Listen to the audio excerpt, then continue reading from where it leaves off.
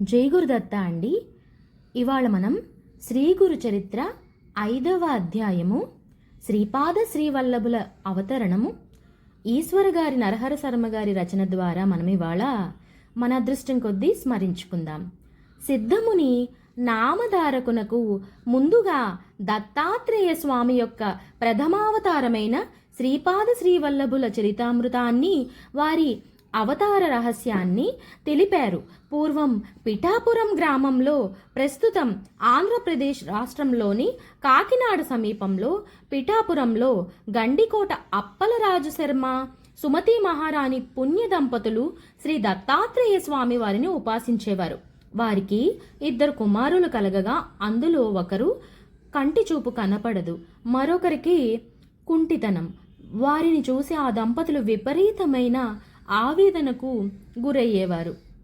వారు తమ ఇంట మహాలయ అమావాస్య రోజు పితృదేవతలకు శ్రాద్ధం నిర్వహిస్తున్నారు.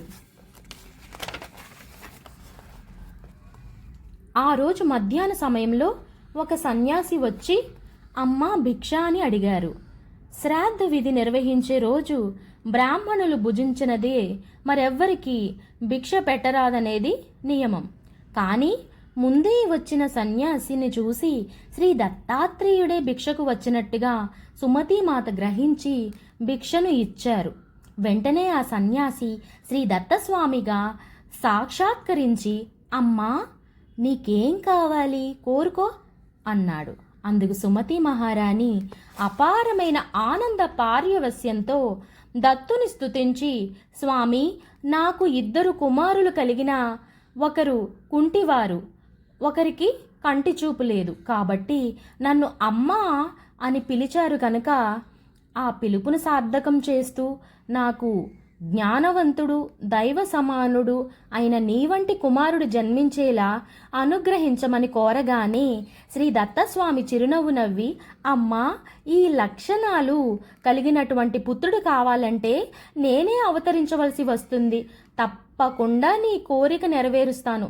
కానీ లోక కళ్యాణార్థము కొరకు నేను తీసుకునే నిర్ణయాలు మీరు ఎవరూ అడ్డు చెప్పరాదు అని శ్రీ దత్తాత్రేయ స్వామి సుమతి మహారాణి దంపతులను ఆశీర్వదించి అదృశ్యుడయ్యారు.